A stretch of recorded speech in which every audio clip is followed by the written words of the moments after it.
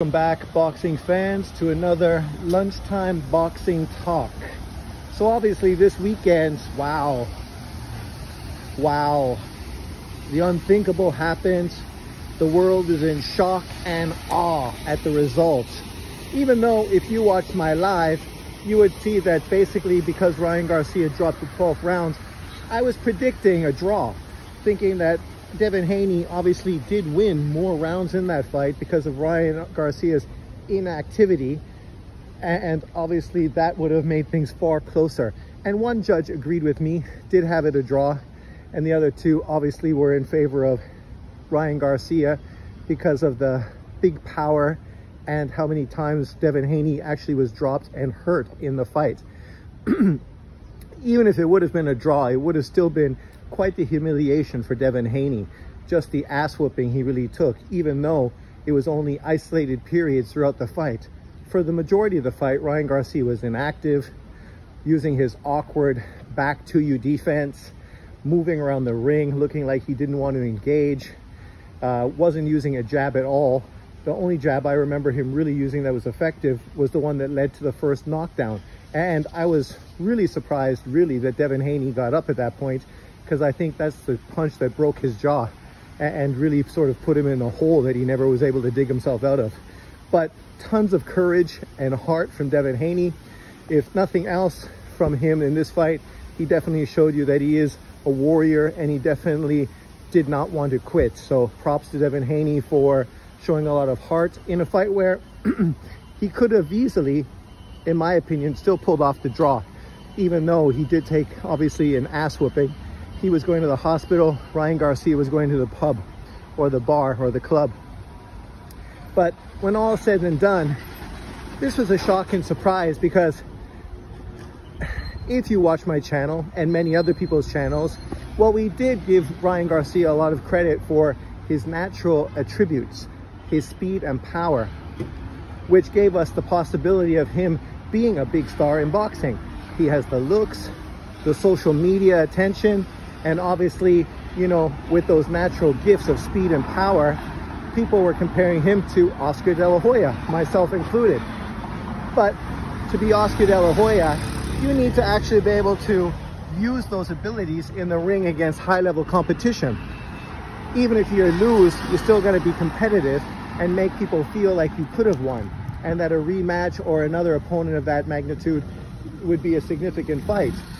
And obviously, after the Tank Davis fight, that did not seem to be the case. To be fair, Tank Davis definitely did put Ryan Garcia in a hole. Yes, he's the A-side, and he could do that, and he did it. But you can understand now why Ryan Garcia did look a little more fragile in that fight, why he didn't show as much heart, because obviously he was drained. And when we say drained, come on, he was drained. He had to come in at a lower weight than he was comfortable at fighting at, and he could only put so much weight back on, meaning he could only rehydrate to a certain weight. And we could see, obviously, tonight that he's a huge motherfucker, just like Devin Haney. But Devin Haney looked dwarfed in the ring to Ryan Garcia. I even talked about this in my live, talking about how I don't know if Devin Haney rehydrated as good as he could have. He still looked a little scrawny, a little drawn in the ring to me. He didn't look as healthy as I would have thought he would have. I thought he would have came in really big as well, and sort of took away some of Ryan Garcia's advantage, but he didn't. And that, I don't think, has anything to do with Ryan Garcia missing weight. It has more to do with Devin Haney and how his body is adapting. Obviously, both of these guys, it looks like really their future is going to be at the welterweight division. And if that's the case, they don't have a future, neither one of them, because I don't see Devin Haney or Ryan Garcia doing anything significant at 147 pounds, right? I mean, if either one of those guys has to step up against Boots Ennis, it's going to be a fucking short night. Boots Ennis is going to kill them. I mean, kill them. And that's not even you know, me hating. That's just being a real boxing fan. I think Tank Davis has a better chance moving up than either one of those two guys does. Because Tank Davis, the reason people felt like he was going to beat Ryan Garcia is because He has a great chin. He showed that in many fights prior to that. He also has better power, most people felt, than Ryan Garcia. Ryan Garcia is more of a one-hand puncher, whereas Tank Davis is obviously a two-fisted assassin. So when people were predicting that fight, of course you give Ryan Garcia a chance because he is dangerous. He was longer, taller, and had great speed and a great left hand. But knowing that he's a one-handed fighter, just like Deontay Wilder, good fighters can take your best weapon away. And that's what Tank Davis did. The shocking thing about the Devin Haney fight is that's what people felt Devin Haney was going to do. He's a better outboxer than Tank Davis is. At least we feel he was. And so most people felt he was going to control the range behind his jab and his feet, and make it difficult for Ryan Garcia, who eventually would have to reach in and then get countered and sort of get beat from pillar to post for the fight, looking for that left hand. But for some reason, Devin Haney couldn't take his left hand away. He was very effective with it all night. He landed a few right hands, but mostly those came in counter, not very much off the lead. As I mentioned earlier in this video, he didn't really use his jab at all, which I can't understand how a boxer at this level is so ineffective using a jab. If you've been to the gym, like I assume many of you have been, and taken any sort of boxing coaching, you know the first punch really they start working on is your jab. The jab sets up everything. And so to be one of the best fighters in the sport, but not be able to use an effective jab, that shit baffles my mind. Baffles my mind. But needless to say, here we are the next day. For Devin Haney, it's going to be a build back up. Obviously his jaw was broken, as I mentioned in a short video earlier today, and I'm sure many other people around YouTube and social media have been talking about. So that's going to take quite a while to heal. And psychologically, it's obviously going to have an impact on him going back into the ring and feeling confident against big punchers. So I would not be surprised if his next fight is probably against a guy like Sandor Martin, right? A guy who's not a big puncher, a guy who's more of a feather-fisted boxer. And a guy like that for Devin Haney would probably be a better step-back fight. You know he's not dangerous, but yet he's skilled. And most people would favor Devin Haney to be more skilled than Sandor Martin. And Sandor is his WBC mandatory. So look for that to probably be Devin Haney's next fight on DAZN. It's probably not going to be on pay-per-view, but like Deontay Wilder, Devin Haney cherry-picking a name to build his own name kind of backfired on him. And I ain't hating. I appreciate what he was doing, just like I appreciated what Deontay Wilder was doing. I mean, that's business. That's what you do. People cap off of people with bigger names to help build their presence, to build their names, right? We see that on YouTube with YouTube channels, you know, capping off of bigger channels to try to build up their profile. It's no different in boxing. Boxers are exactly the same. When Deontay Wilder ends up fighting Tyson Fury, a guy who's been inactive, basically semi-retired, coming back against two low-level opposition, and picks him as an opponent to put on pay-per-view. We know why he's doing that. He's doing that because Fury's got name recognition. He wants to fight him, look spectacular against him to build his profile, so when he goes into negotiation to fight Anthony Joshua, he has more leverage. Nobody's hating on it. It is what it is, right? It's smart business, but unfortunately for Wilder, that ship did not sail. You know, that did not work out quite the way he thought. The only benefit is he got a trilogy out of it, which filled him his pockets with quite a bit of money in the process. For Haney, he did a similar thing. He fought Ryan Garcia, who has a big social media presence, actually has a big pay-per-view that he just did with with Tank Davis, 1.2 million people.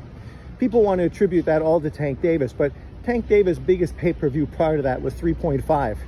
You don't go from 3.5 to 1.2 unless you have an opponent that helps you generate that money.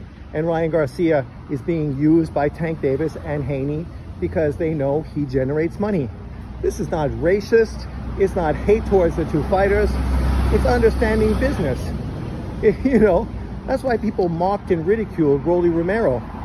Because Rolly Romero could have fought a pay-per-view fight with Ryan Garcia, right? Which would have paid him way more money than he got on the undercard against Isaac Cruz. And he probably still would have lost, but he probably would have had a better chance with Ryan Garcia than he would have against fucking Isaac Cruz. Very different profile of fighter. One fighter is very tough, hard to get to. The other fighter's chin is right up in the air and only relies on one shot to win. So Rolly Romero potentially could have done better and got paid way more. But he walked away from that, which led to people criticizing and ridiculing him because of the stupid business move. So you can see I'm not hating on Tank Davis or Devin Haney. And I'm not saying that Ryan Garcia is the face of American boxing and a superstar. But obviously his name, his social media presence is a big selling point. And that's why these guys are looking to fight him. And that's why obviously, you know, Tank Davis's team has been calling for a rematch post this big victory. And I think everybody's going to be calling Ryan Garcia after this because they know financially it's a big money fight and he's vulnerable. So, you know, there's more reasons to actually take the fight. Not just because of the financial aspect, but also because there's a big possibility that you're going to win and be able to use his name to build up your leverage. But, you know, there's all kinds of people on social media, on YouTube, that are always pushing their own narratives, always trying to bang a gong for, you know, some reason or another. And we know who those channels are. You know, channels calling me a hater because I'm honest, right? And I'm not hating on Ryan Garcia. I'm not hating on Devin Haney or Tank Davis. I'm just being honest across the board. I've always said that I felt that Tank Davis would beat Devin Haney. I felt Shakur Stevenson would beat Devin Haney.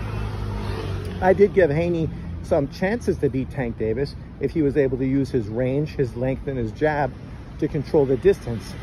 But the same reason I knew Ryan Garcia was dangerous is the same reason I know Tank Davis was dangerous for him, because of his power, his explosiveness. And we know that Tank Davis is more dangerous than Ryan Garcia. So that's why I felt he would beat Devin Haney. Now you see this back and forth on social media between the LDBC and the PBC fanboys. Obviously some supporting Tank Davis, others supporting Devin Haney. You know, the biggest people hating on Devin Haney this morning, Tank Davis fans. Because all the back and forth they've been having over the last 6 months has now been proven correct. Tank Davis said that Devin Haney didn't want to fight him, was blowing smoke and capping, and had no interest in actually taking the fight. Devin Haney fans said that Tank Davis was ducking him, didn't want to fight legitimate opposition, and was just cherry picking in-house PBC fights. You could say both narratives have some truth in it. But the reality is the fight wasn't made, and now Devin Haney just got beat and smashed up by a guy, Tank Davis, already destroyed. So obviously that team, that pro-Tank Davis teams, are pro and happy this morning because, you know, even though their fighter didn't fight, they felt like they have a victory. Does this have something to do with race? Of course it doesn't, because the majority of those people are also Black American channels. So, you know, it has nothing to do with that. It has to do with infighting on the YTBC between channels that fanboy for one fighter and channels that fanboy for another channel. But people are going to jump on this and say that Devin Haney's being hated and point to non-Black channels doing it and talking about racism and pushing their agenda. Yet, I'm sure there's channels that are doing that. There always are, from both sides of the street. There's always going to be people that are ridiculous and hyping up something and pushing a narrative and trying to fucking say something that they can use to exploit YouTube AdSense to get money in their pockets, right? We've seen people yesterday talking about Ryan Garcia being pound for pound. On my pound for pound list, he is definitively not pound for pound. But maybe Tank Davis is, and now Devin Haney maybe isn't, right? That's the one thing you can pull from this fight. This helps Tank Davis be elevated, and obviously it does lower Devin Haney. But one loss does not ruin a career. Devin Haney is 25 years old. Hopefully he's not too smashed up and he's able to recover 100% from this fight. And hopefully, you know, the next time he jumps in the ring with a dangerous puncher, strategically he will be better prepared and have a better game plan. Because the game plan he had yesterday obviously did not work at all. But obviously, let me know what you think in the comment section below. Do you think Devin Haney is shot, finished, overrated, a hype job? All those things are obviously antagonistical statements that have some truth, but not completely true to them. Do you think Ryan Garcia is now the face of American boxing, pound for pound top 10, one of the top 2 pound for pound fighters in boxing? I don't think there's much truth in one of those statements. The other one obviously has a little bit of truth. He is one of the top American pay-per-view names in the sport. You know right now, if he does a rematch with Devin Haney, that's going to do huge numbers. If he does a rematch with Tank Davis, that shit's going to do huge numbers. If he does a fight with Teofimo Lopez, which is what I hope happens, that will do huge numbers. And hopefully that fight happens. I mean, I know that Ryan Garcia is talking about being the new catchweight king, potentially fighting only at 142, maybe 143 pounds. We'll see how that works out. Obviously for Lopez, who's got the title, Ryan Garcia's got the name, you're going to have to compromise to make that fight. But it is the kind of fight Lopez wants. He wants a big money fight. And at this point in his career, there is no bigger money fight than Lopez versus Garcia. But let me know what you think. What would you like to see Devin Haney do next when he comes back? And what would you like to see Ryan Garcia do? Do you think a rematch right away between the two of them makes sense? Do you think even a Tank Davis fight, even though I have no idea what weight that could possibly happen at right now, or would you prefer a different fight? Lopez or who? Subriel Matiz, Isaac Cruz, Bud Crawford, who he called out in a conversation. For Bud Crawford, that might be a better deal than actually moving up to face Madrimov at 154. He could fight Ryan Garcia, and that pay-per-view would make huge money. Huge money. And it's easy work. But let me know what you think in the comment section below.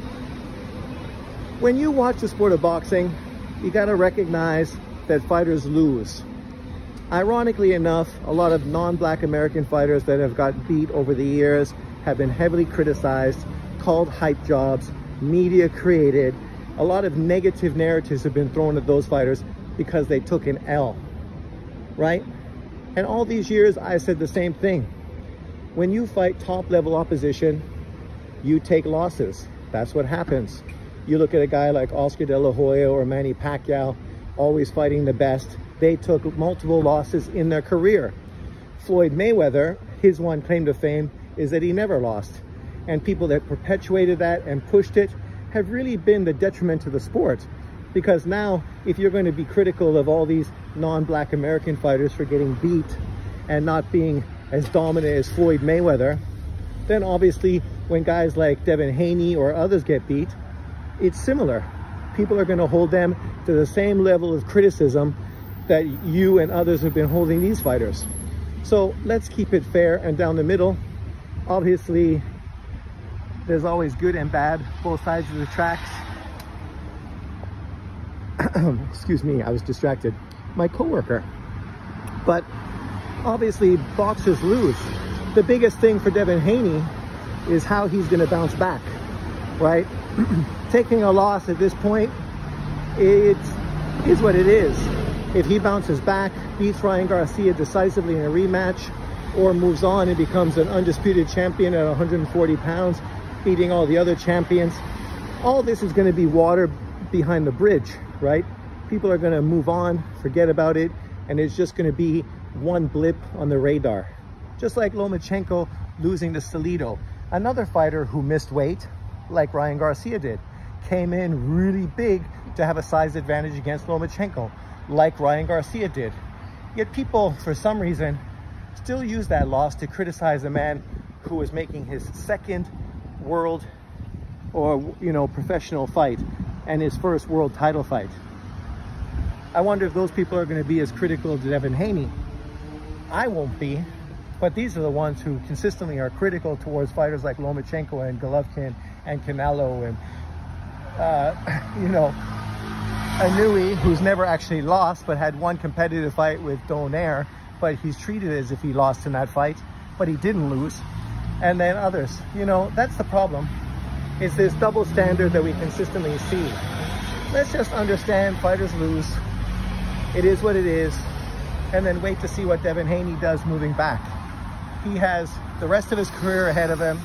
Maybe he can add somebody to his team and continue to improve. Thanks for watching. Leave your comments below. Remember to like, subscribe, and share. And I will see you next time. Peace out.